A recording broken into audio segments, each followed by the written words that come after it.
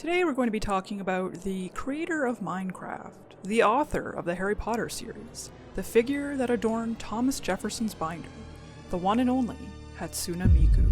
Who is Hatsune Miku, you ask? Well, a more apt question would be, what is Hatsune Miku? Honestly, if you clicked on this video, you probably already know the answer to that question, but let me explain for the two people that don't. Hatsune Miku is actually a type of music production software called Vocaloid, developed by Yamaha and sold by Krypton Future Media. It's an artificial singing software based off of the voice of a real person that can be used by producers in place of a real singer. So like they enter the melody and the lyrics, and the Vocaloid performs it. I'm sure it's more complicated than that, but that's the gist of it. Hatsune Miku is both the name of the software and its turquoise pigtailed anime girl mascot character. Her name translates to the first sound of the future. Her voice bank was sampled from Japanese voice actress Saki Fujita, who anime fans may recognize as the voice of Ymir from Attack on Titan, among other roles. Miku was released in 2007 and quickly became extremely popular both among music producers and fans. Animated music videos accompanying songs featuring Miku blew up on Japanese video sharing website Nico Nico Douga in the late 2000s, including this now iconic video of Miku swinging a leek to the Finnish song Ievon Polka, which if you were online in the late 2000s, I'm sure you've seen. These videos were eventually re-uploaded onto YouTube, often with English subtitles, bringing Miku and Vocaloid to international audiences. Nowadays, Hatsune Miku has become a massive multimedia franchise with merch, video games, and collaborations with other brands, such as the recent collaboration with Pokémon. Although Hatsune Miku may not be real physically, she is real in the hearts of her fans, so much so that one man even married her in 2018. Miku is by far the most popular and recognizable of the Vocaloid characters, but she is far from the only one. Meiko and Kaito actually predate Miku, being released in 2004 and 2006 respectively, and following Miku came Kagamine Rin and Len and Megurine Luca, plus a whole bunch of others. I first discovered Vocaloid on Flipnote Hatena, and it became a pretty big fan throughout my middle and early high school years. It was like almost exclusively what I listened to in grade 9. Here are my credentials if you don't believe me. I had to scavenge this for my old DeviantArt account, dodging AI art and NFTs along the way. Miku was always my favorite Vocaloid. I haven't really kept up with the Vocaloid fandom or music scene since then, but as with anything that's ever been one of my special interests, it will always be a part of me.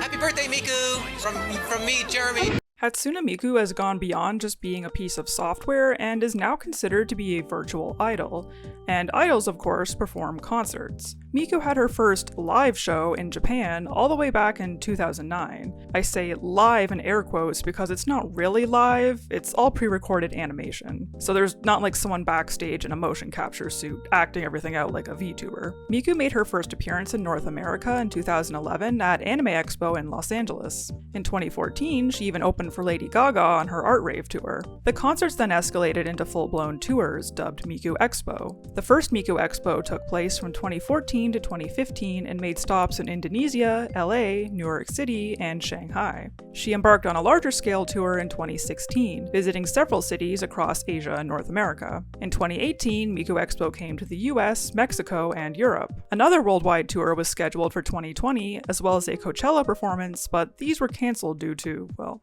you know.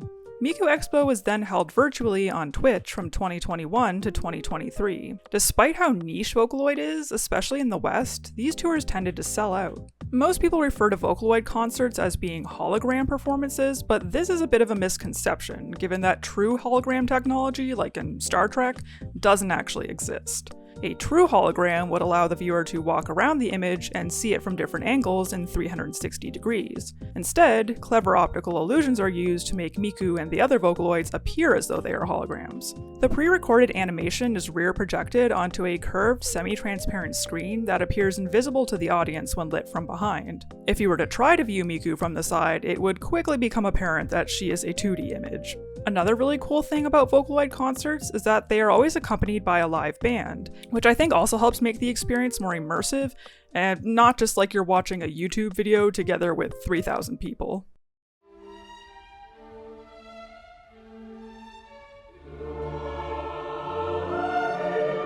So you know everything I just told you about how Vocaloid concerts work? Yeah, throw all of that out the window. The date is September 12th, 2023, 3 days after my birthday. It's announced that Miku Expo will be returning to North America in 2024. This will be the first in-person Miku Expo since the cancelled 2020 tour, as well as the 10th anniversary of Miku Expo, so fans are excited. I saw that the tour would be coming to Toronto, and I've wanted to go to a Vocaloid concert since I found out that was a thing, and had considered getting tickets to the 2020 tour, so I decided to buy myself a late birthday present. This Miku Expo is going to be sponsored by much-despised anime streaming service Crunchyroll, so pre-sale tickets went on sale on September 14th for Crunchyroll subscribers, and already it was a bit of a shit show. I just want to give a quick shout out to Laura Newsith on TikTok because I got a lot of the forthcoming information from her. Apparently the pre-sale codes were late being emailed out, and many people had trouble getting them to work once they did receive them. General tickets went on sale on September 22nd, and I managed to snag two, one for myself and one for my sister. Now, I'm a little, financially challenged, let's say. Like and subscribe to help grow the channel. So I got like the cheapest tickets possible. We were up on the balcony, off to the side, and in the second to last row. Each ticket by itself was 75 Canadian dollars, which is about 55 US American dollars, but with taxes and fees and all that other bullshit, it was around $100. I believe in total for the two tickets I paid $208.50. I haven't been to any previous Miku Expos or known anyone who has been, so I can't confirm this personally, but apparently ticket prices were more expensive this time around than they have been in the past. Keep this in mind going forward. Fast forward to April 4th, 2024. Miku Expo kicks off in lovely Vancouver, British Columbia. I'm in bed getting my nightly dose of TikTok brain rot, and I keep seeing these videos of people being like, having fun at Miku Expo, and showing themselves watching a Miku video on their TV. At first I just thought it was people making fun of the concept of paying to see a concert of someone who's not real, so I was like, whatever, never heard that one before, and scrolled past. Until the next day when I learned about what exactly had transpired the night prior.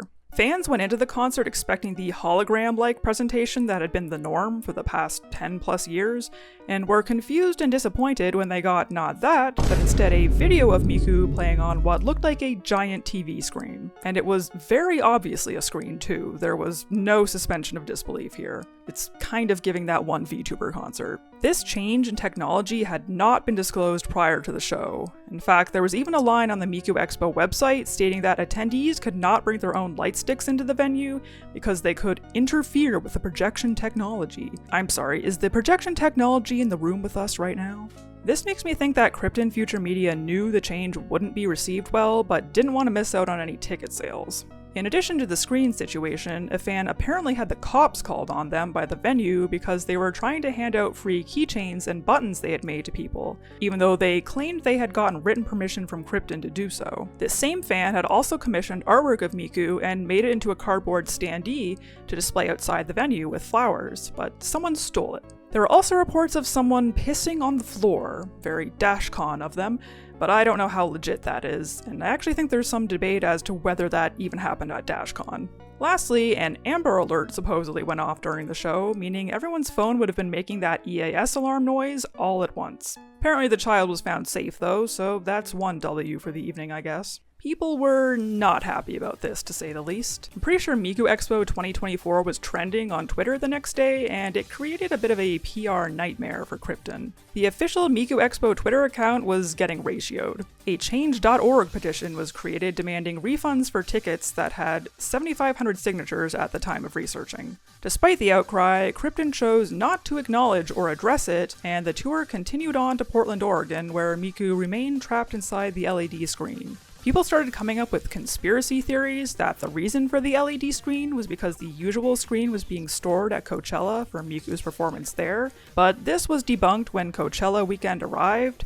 Miku performed on the LED screen there and continued to for all the remaining tour stops. Other complaints from fans surfaced as the tour wore on, such as poor line management at some venues, some people not receiving VIP perks they had paid for, and a very limited amount of merch that was apparently much more expensive than it had been in the past. This tour is also using a different band than the Japanese band that has accompanied Miku for the last 10 years, which disappointed some longtime fans. Beginning with the San Jose shows, they did make some adjustments to the stage lighting and added a colorful strip around the screen to make it feel a bit more integrated. I don't know if they had always planned to do this, or if they were indeed responding to feedback from fans. Krypton also quietly added an option to their press contact page for inquiries about Miku Expo. However, they have yet to offer an explanation as to why any of these changes were made.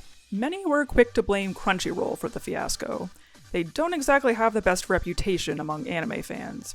I've never used them myself. I prefer to watch my anime through other means, but apparently their platform is super broken, their customer service sucks, and their prices just keep going up, among other complaints. People were also pretty salty when they bought and shut down rival streaming service Funimation earlier this year.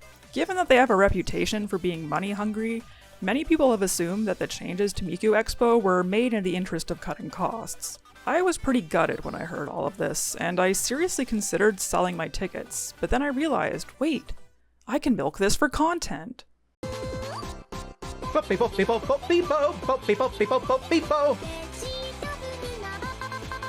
I decided to do something never before seen on the Randy Moon channel. Touch grass. I was going to do the kind of boots on the ground reporting that YouTube so desperately needs. So, on May 16th, my sister and I took the train to beautiful Toronto, Ontario. We grabbed a bite to eat, I forgot to film before we started eating, and headed over to the venue, Coca-Cola Coliseum. And this is where we hit our first little snag. I had heard from attendees of previous shows that line management at the venues tended to be a little disorganized. We didn't have to line up to get in the venue because we came well after the doors opened at 7, and as I said before, I am broke, so I didn't even bother trying to line up for merch. I wasn't expecting to encounter any lines, but unfortunately, I was unable to avoid them. We entered the venue, and in the lobby there was this lineup leading to a little table, and we didn't know what it was for, so we just went to go get our tickets scanned. But a security guy told me that I had to go join the line to check my bag. I had this little eat-a-bag backpack that I thought would be small enough to be allowed in, but apparently not. The line wasn't moving particularly quickly, so it got to the point where the show was about to start and we were still standing in line. By the time we got to our seats, Miku was already halfway through her first song, Miku by Minegishi, so I wasn't super jazzed about that. Now, I'm sure the thing you're most curious about is the screen situation, and yes, it was still the LED screen. People have been jokingly referring to it as a TV screen, but apparently it's actually several LED panels put together. I will say though that the picture quality on the screen was very good, and the animation was really smooth, and they had a little reflection to make it look like the characters were actually standing on stage. If you'd had seats where you were looking at the stage dead on, then it probably actually didn't look too bad, but we had basically the worst seats in the house. You were looking at the stage from the side, so the perspective was noticeably off, and we could even see like the side and the back of the screen a little bit. I don't know if this still would have been a problem if it was the clear screen, because it's still technically a flat image, but I've also read that that screen was curved, so maybe not. A highlight of the show for me was actually the band. Again, I've never been to a Miku Expo before, so I don't know how this band compares to the old band, but I thought they were really good. I love their energy, they were really into it. You might think that professional musicians would think playing alongside a pre-recorded animation to be beneath them, but it seemed like they were having a good time and were giving the performance their all. I especially love the guitarist, Vixen's Diary. They have a TikTok page where they've posted a couple of videos of them playing at Miku Expo, and I'd recommend checking them out. I was a little disappointed with the set list because there were only 3 songs that I recognized. Granted, I haven't really kept up with the Vocaloid fandom for the past, decade, but I was kind of hoping they would play some more of the classics, like Give Me a Rolling Girl, or a Freely Tomorrow, or a Just Be Friends. I know I'm not asking for too much because those songs have been performed in the past. They did play World Is Mine, of course. I don't think they're ever gonna not play World Is Mine. Although it's called Miku Expo and the majority of the songs were Miku solo songs, there were also songs with Rin, Len, Meiko, Kaito, and Luca, and a couple of duets. When I was researching the setlist after the fact, it looked like a lot of the songs were actually songs made specifically for Miku Expo. And not just this Miku Expo, but past ones as well. I guess every Miku Expo has a theme song, and then there's also a song contest where people can submit songs they've made, and the winner has their song performed on the tour. Don't get me wrong, all of the songs were bangers, but I don't know, that just felt a little weird to me.